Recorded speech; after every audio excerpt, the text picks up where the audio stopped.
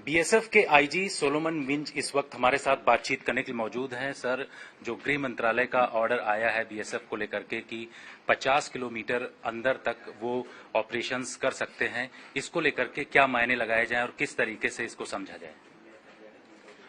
देखिए, पूर्व में 2014 तक का जो नोटिफिकेशन था उसके तहत विभिन्न अलग अलग राज्यों में जो हमारे बॉर्डरिंग स्टेट्स हैं वहां पर हमारा टेरिटोरियल जुरिस्डिक्शन का लिमिट विभिन्न था, अलग अलग हुआ करता था। उदाहरण के तौर पर आपका गुजरात में 80 किलोमीटर था, आपका कहीं 50 किलोमीटर था, कहीं 15 किलोमीटर थे, और कुछ पूर्वी नॉर्थ ईस्ट के स्टेट्स में पूरा स्टेट्स हमारा कवर होता था।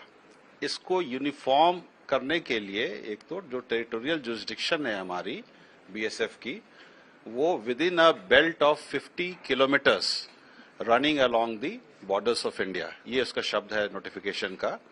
संक्षिप्त में अगर मैं बोलूं सीधे शब्दों में, तो आईबी से 50 किलोमीटर दूर तक का अब हमारा एरिया ऑफ रिस्पॉन्सिबिलिटी जिसको हम कहते हैं, यानी क्षेत्राधिकार, जो हमारा टेरिटोरियल जुरिस्डिक्शन है, वो अब हो गया है। किन राज्यों में? हमारा गुजरात, राजस्थान, पंजाब, वेस्ट बंगाल एंड आसाम। ठीक है। जो हमारे जम्मू कश्मीर का जो यूनियन टेरिटरी है, जम्मू कश्मीर एंड लद्दाख, और हमारे जो नॉर्थ ईस्टर्न स्टेट्स हैं, उदाहरण के तौर पर मणिपुर, मिजोरम एंड मेघालय और त्रिपुरा, जहां बीएसएफ डिप्लॉयड है, वहां पर पूरा स्टेट्स पहले भी कवर्ड था हमारे टेरिटोरियल जुरिस्डिक्शन में और आज भी है। राज्य सरकार, जो राज्य की पुलिस है, वो किस तरीके से अगर ऐसे कुछ मामले होते हैं उसमें एक्ट करेगा, और जो बीएसएफ है वो किस तरीके से इसमें एक्ट करेगा, इसको अलग अलग कैसे समझा जा सकता है?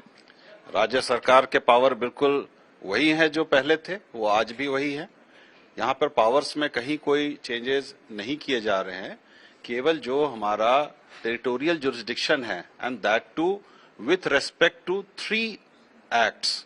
वन इज सीआरपीसी, जिसको हम दंड प्रक्रिया संहिता कहते हैं 1973 का, दूसरा passport entry to India act 1920 का जो है, और दूसरा हमारा पासपोर्ट एक्ट। सिर्फ इन 3 कानूनों के अंतर्गत जब बीएसएफ को कार्यवाही करनी है, तब वह वर्तमान में जो हमारा आईबी है, अंतर्राष्ट्रीय सीमा है, वहां से 50 किलोमीटर की दूरी तक वह कार्यवाही कर सकती है। इसके अलावा बीएसएफ को अन्य एक्ट्स में भी कार्य करने का पावर्स है, मगर उन एक्ट्स में उसकी जो टेरिटोरियल जुरिस्डिक्शन है वह पूर्व की तरह ही बरकरार रहेगी। वह कौन से एक्ट हैं? वो एक्ट्स हैं, आपका एनडीपीएस एक्ट है नारकोटिक्स से रिलेटेड, दूसरा आपका कस्टम्स एक्ट है, और कस्टम्स एक्ट है, और एक थर्ड कौन सा? Arms act. Yes, third is arms act. तो ये जो एनडीपीएस एक्ट, आर्म्स एक्ट और कस्टम्स एक्ट, ये 3 एक्टों के अंतर्गत जो बीएसएफ का क्षेत्राधिकार है वह पूर्व की तरह बिल्कुल वही रहेगा, सेम टू सेम रहेगा, उसमें देयर इज नो चेंज। ठीक है। जो चेंजेस हुए हैं वो आपके सीआरपीसी एक्ट के पावर्स में इस्तेमाल करने का जो हमारा अधिकार है वो 50 किलोमीटर तक हुआ है सीआरपीसी का, और passport entry to India act and passport act, ये 3 एक्ट्स में केवल हुए हैं। इन 50 किलोमीटर की डिस्टेंस तक जो बीएसएफ को आदेश दिए गए हैं, वैसे में कई राज्य सरकार, चाहे पंजाब हो, पश्चिम बंगाल हो या फिर दूसरे राज्य, वो इस बात को लेकर के सवाल उठा रहे हैं कि जो संघीय प्रक्रिया है उस पर कुठाराघात है ये किसी तरीके से। नहीं, कोई कुठाराघात नहीं है। रादर बीएसएफ का जो ये एनहांस्ड टेरिटोरियल जुरिस्डिक्शन है, this is rather going to complement the efforts of local police. ये उनका एक पूरक की तरह वो हो जाएगा, and it is an enabling provision. उनका कहीं पर कोई स्टेट पुलिस के किसी भी पावर में या किसी भी उनके क्षेत्र में कोई कटौतरा नहीं किया गया है।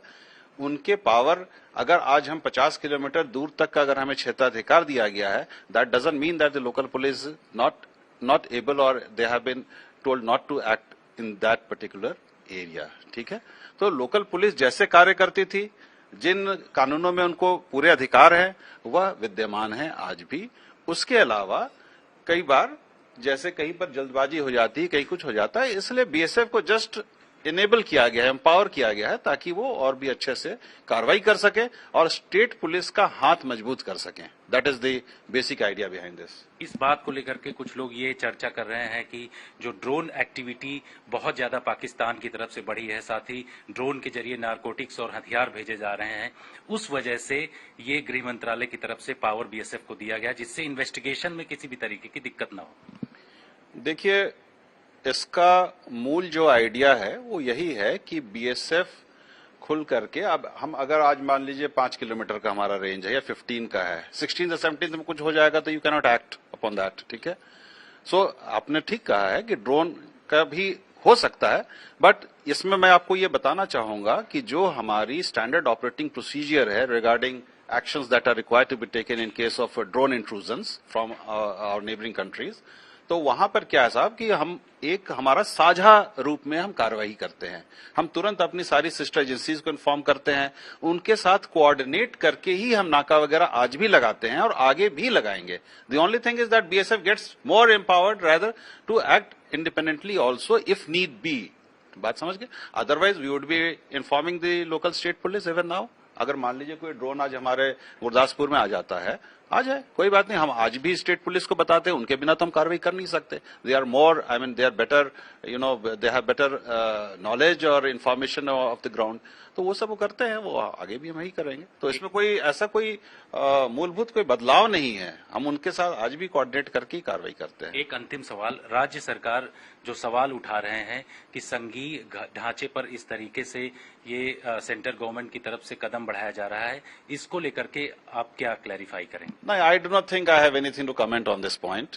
ये हमने आपको क्लियर बता दिया कि what are the provisions that have come, what are the contents of the notification, उसमें अधिसूचना की क्या उसका कंटेंट है, ये हमने आपको बता दिया है। Those are the powers.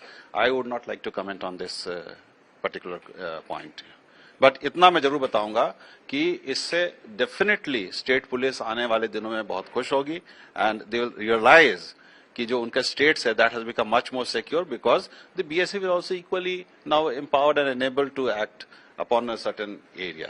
उनके साथ हम करेंगे, हम उनके बिना हम कुछ नहीं कर सकते। बीएसएफ कहीं भी स्टेट पुलिस के बिना कार्रवाई नहीं करती है और ना कर सकती है। We always require their cooperation, we always act in coordination with the state police, so there is nothing in conflict with the state police, everything is in tandem with them, so that needs to be kept in mind. That's all I can say. शुक्रिया आज तक से बातचीत करने के लिए।